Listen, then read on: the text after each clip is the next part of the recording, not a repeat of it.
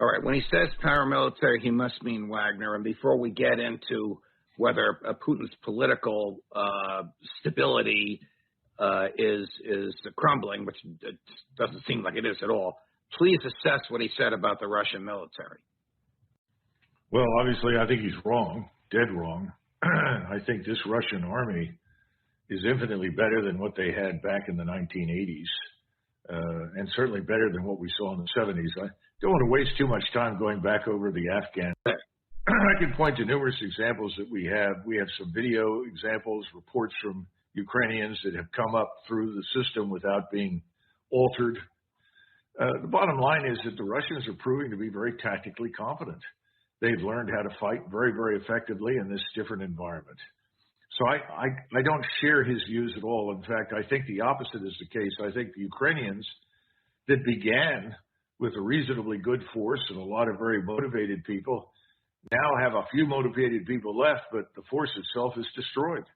And they are trying to fill it out with people, boys, young boys, women, older gentlemen from 40 to 60 that just are not up to the task.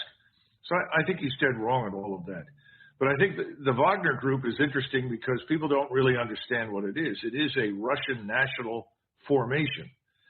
It was formed for different kinds of reasons. Originally, it was. Let me just stop you. Is this what you think he's referring to when he says paramilitary? Yes. Yeah. Okay. And he doesn't know what he's talking about because there's nothing paramilitary about the Wagner organization. They have tanks. They have artillery. They are equipped just as well as the Russian army, in fact, with cutting-edge capabilities, drones, and so forth. So I think he's sitting around thinking about Wagner as it may have been a year ago, when it was really much smaller and designed for military assistance and advisory work, much like our own military assistance and advisory brigades, which are small and very light. The Wagner organization now is brilliantly organized and equipped, and is being very effectively led on the ground. And this bickering between Wagner, his famous leader Prigozhin, who likes the cameras, he's sort of a bella figura. He wants to be in front of the cameras all the time and advertise himself. Putin is kind of sick of it, I'm sure, but at the same time, Putin appreciates the hard work he's done. Putin's not going to allow that to get in the way of anything. And Gerasimov, who is ultimately in charge, what has he said to the media lately? Nothing. Well, who commands the Wagner group? Is it Prigozhin himself, or is there some line of authority from the general who's been silent down to them? Yes, there is a line that goes from Gerasimov straight down to the top Wagner command structure. And that command structure reflects military experience, talent, and organization.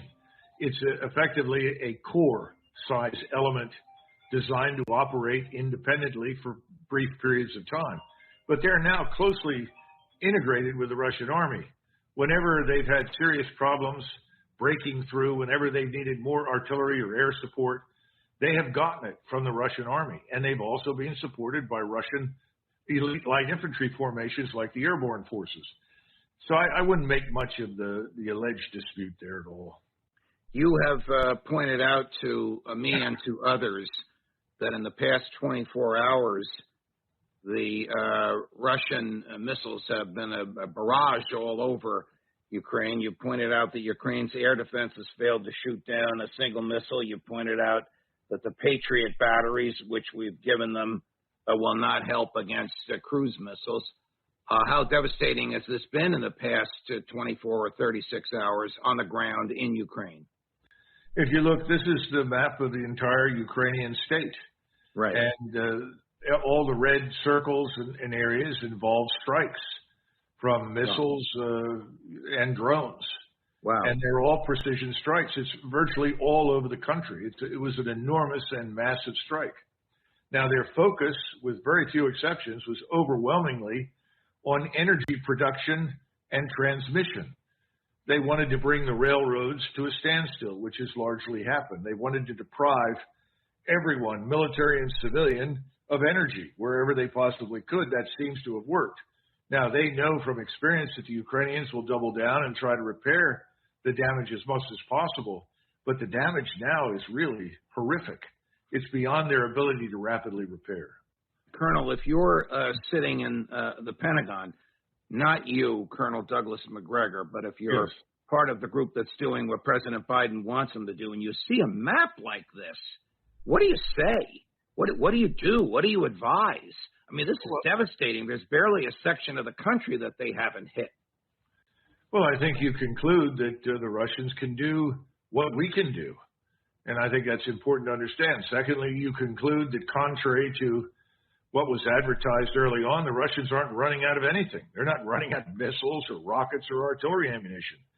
Their factories, their manufacturing facilities are running 24 hours a day, 7 days a week.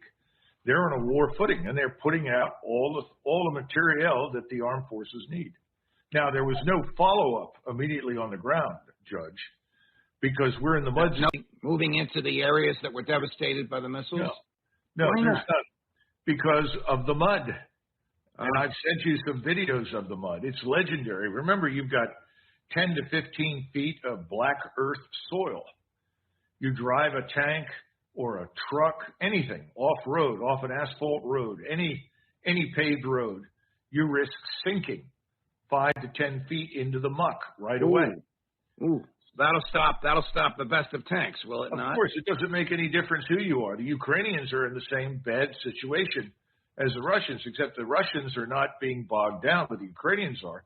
How do you retreat or withdraw from contact with the Russians with all of your heavy equipment? It can't be done. And they're sinking into the mud and the muck, too. I want to show you a picture from a drone of the devastation of a small village. This was taken this morning. It's a small Russian town called Zoloshiv, Zolochiv. I don't know where it is. Mm-hmm. It sort of shows the indiscriminate destruction of this village. I don't know if civilians have been killed. It's just an example of what the missiles that the Ukrainians can't shoot down are doing. Let's stop here for a second. First of all, this is near Lvov, which is the far western side of Ukraine. This is over near the Polish border. Ooh. So well, that's pretty profound that the Russians are destroying villages in that part of Ukraine. Well, you said the Russians are destroying villages. First of all, we don't know what was sitting there on the ground. Right.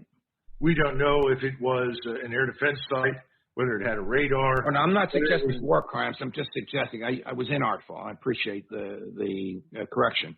They're attacking areas where they believe there's an energy source, but it's very far west. Yes, of course. But they may have also attacked it because there was something there, some supply depot of some kind. We just don't know. We didn't have a picture of it before it was destroyed. Right. And remember, you have several layers of targeteers. These are people that study the maps, look at the photographs, and then certify the targets. Those targets are then transmitted to the various batteries and then fired.